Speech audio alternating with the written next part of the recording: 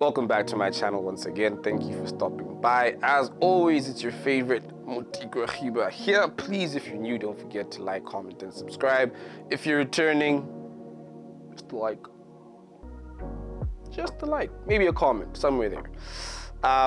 This is interesting. So what I realized is I think I can do the whole posting once a month thing. So far, that's been the trend. Obviously, still trying to kind of bring it up a bit, right? But it's been a while. I think before I continue and talk about, I spoke about the last video, which is the Youth World Seminar that Alliance hosted, which is an absolutely freaking amazing event. A lot to talk about on that. But before that, hi, yes, hey, I'm back. But for now, let's just do a recap, right?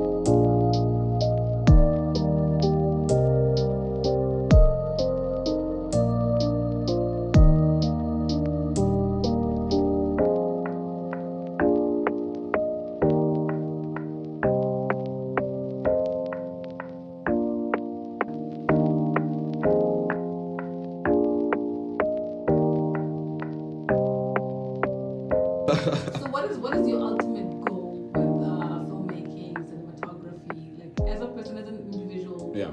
What is your ultimate goal? What is it that you would want to see in the film industry? Where you're like, Yeah. okay, now I can say, Yeah. kada. Well, okay, so that there's actually two parts to it. Yeah. One is personally, Yes. I'm still gunning for this Oscar. That's Shut the Never on record. Yeah. Never on record. That's the first thing. The second thing is I actually want to build my studio here. So because also even when I started film, I was like, I don't want to start it on a small scale. So when there's finally a studio that will have my name on it. So funny enough, even when I was coming up with it and kind of pitching it and stuff like that, I was like, what am I gonna name it? Then I was like, nah, wait a minute, hold up. If Tyler Perry can call it Tyler Perry Studios, then best believe it's gonna be Nthebe Studios. Shout out. Because I think the thing about it was, and especially kind of like interacting with corporate a little bit more, the thing about film is it's not one of those industries where it grows with you or it grows and then the bag follows. So it's like the bag first, then the thing comes. So obviously when you try and pitch that sort of thing here in the beginning, nobody's really trying to say, I don't know, take out $1 million to shoot like a super high budget thing. So for me, my aim was, it's fine if I have to do it out of pocket until it's now a viable thing where we finally have something on Netflix that's being shot here and full cast here, maybe a couple guest people here or cameos and stuff like that, then that's what we'll have to do. So the fitness journey, has it always been something that you were interested in as well? No. Well, I played sports, which is funny, but I was not really interested in fitness like that. Fitness, I think, came around 2021. Okay. So I think around the same time that I produced the documentary, especially with what I was trying to accomplish with things like producing fully fledged productions here for like Netflix, Showmax, and all that stuff. I was like, as far as the business side of things, like I'm going to have to use a term that we use now, get very locked in.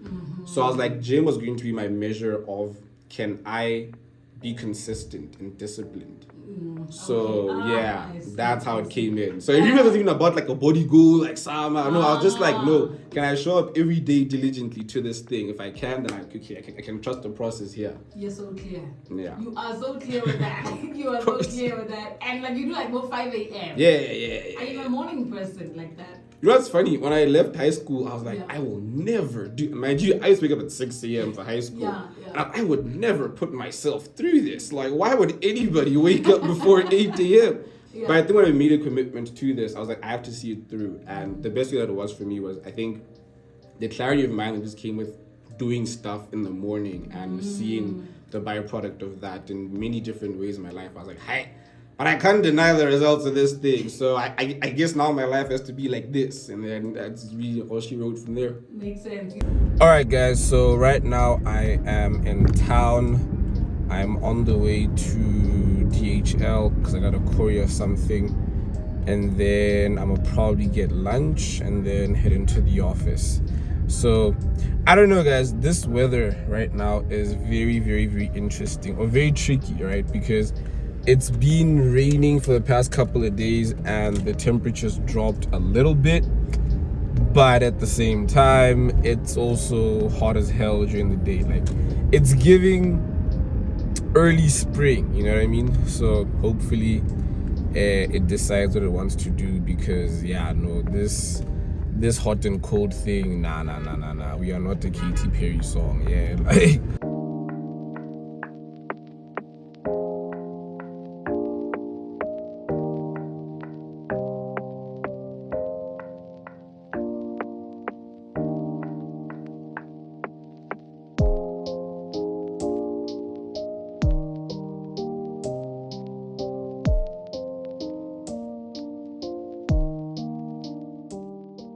and yeah, so I think that was basically what my August / well, no, that was what my October, early October, late September kind of looked like. There was the shoot that I was assisting Kopane on for the campaign.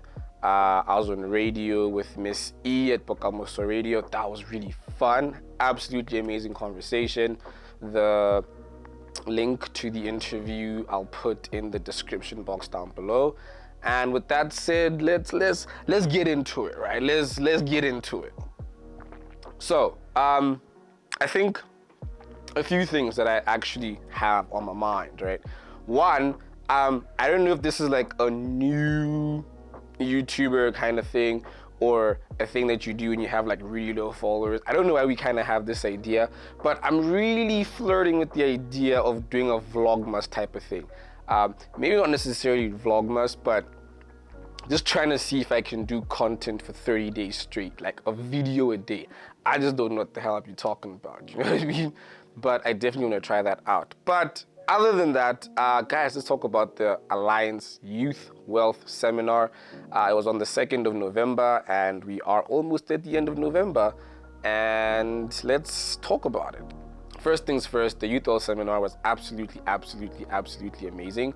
I think it'd been a while since I'd gone to an event like that, you know, because there was definitely a point in my life where I used to attend a lot of seminars. And I think post-COVID, I hadn't really been to them in a while. So this was a really dope way to kind of get back into that space. And guys, what a wealth of knowledge. Hint, hint, get it? Because wealth seminar. But anyway, what a wealth of knowledge, honestly, from all the speakers, on all the topics covered, from personal branding, personal finance, tax, and I really want to deep this tax thing, right? Absolutely amazing. I can't wait to see what it looks like I can't wait to see what it looks like next year. This was absolutely like mind-blowing, and I didn't go to the one last year. I didn't really know about it. But if what this year's was like, then I really do think next year's one will be absolutely amazing. And I think one of my key takeaways from the seminar, I think as an artist, is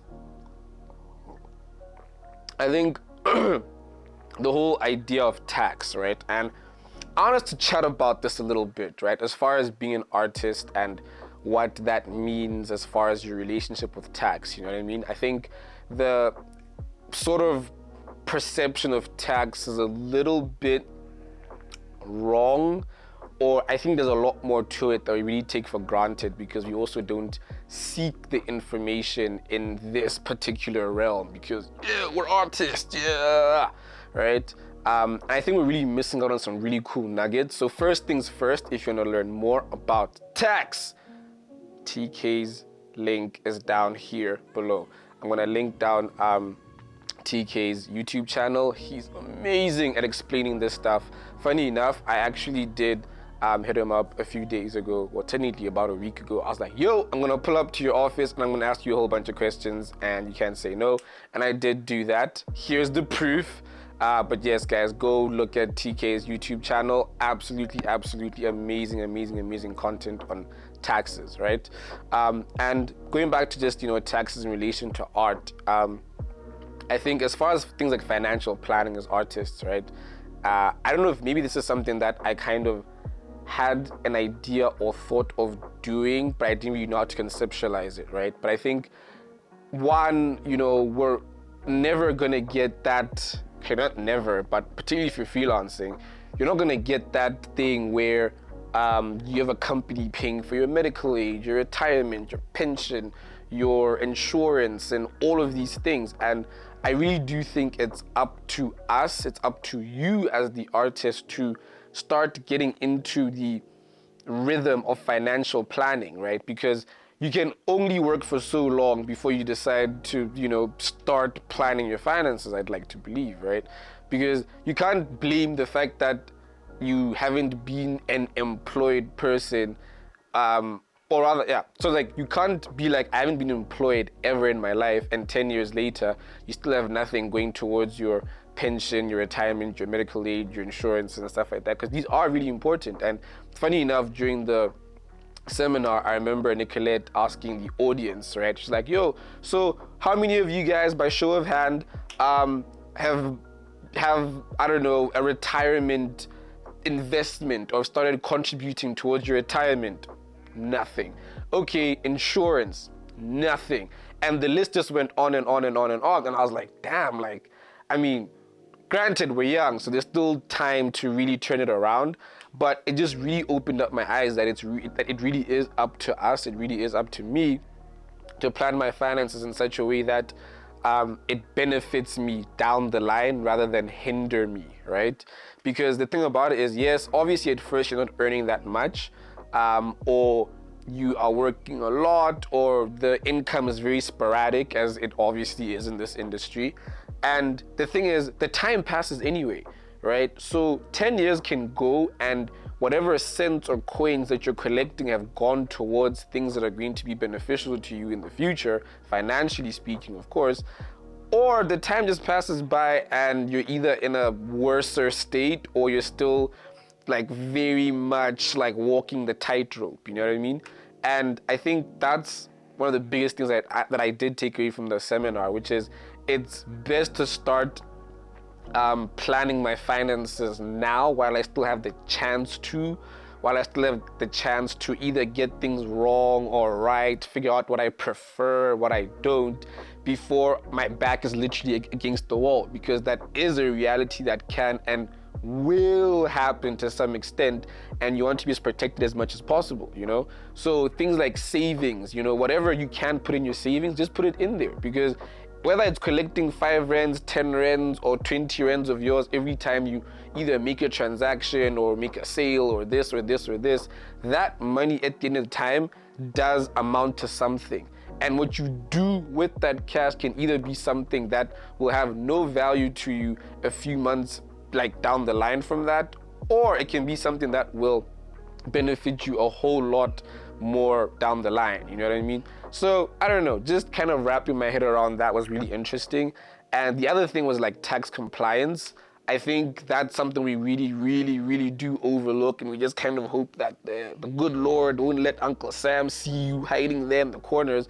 But I think, being compliant, one, it's like your responsibility. And I think the funny thing about adulthood as well is, especially in regards to tax, everybody acts like we all know what the freak is going on, and then when something goes wrong, everybody's gonna be like, you didn't know, or oh, you weren't, yeah. So guys, get yourselves educated, and if you are really trying to have it in very bite-sized pieces that you can take in, digest, swallow, move on to the next, Tkay's channel right here. Guys, there's so many topics he covers, even not just on tax, but just financial planning and everything, or most things around finance. Guys, check it out, right?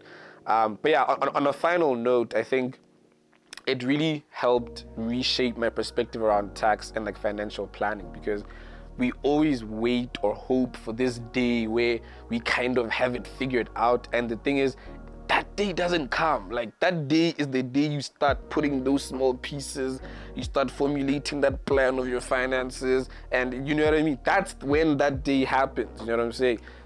Because I think, especially when it comes to financial planning, I do want to pay the debt of something that I could have done now when I'm much older. I think that's the part that always gets to me the most, because I think one of my favorite quotes, I'm just struggling to remember where I'd seen it. I don't know if it was a TikTok or I saw it on IG or it was a book I was reading, but he was basically like, I think it was something along the lines of nostalgia, where it's basically old you looking back at you now with gratitude and like good feelings, really, about what you were doing then. So it's like, if you know that this is a moment that you're going to look back at then and have a certain good feeling towards it, then it's like, take those conscientious steps now to be able to put yourself in that position to say, damn, when I was 20, I didn't know how the hell that thing was going to benefit me. But then you get to 60 and you're like, yo, imagine having to still pay for this at this age. You know what I mean?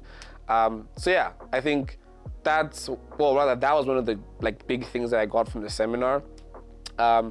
And yeah, guys, it's been really dope catching up. I really hope I get to do these more. I really do hope I get to do my whole video for 30 days. I don't know how that's gonna go on. Also, on another note, I am cooking something there at my setup, which is why I've been using the living room for the most part. I'm trying to cook something with my other setup with the lighting and everything and all that stuff. But yeah, so guys, artists, get your knowledge up as far as taxes and compliance and financial planning. And with that said, thank you for stopping by, guys. It's been your boy Tkay, your favorite cinematographer. Again, don't forget to comment or like, and most importantly, if you're new, subscribe down below. But till then, see you next time.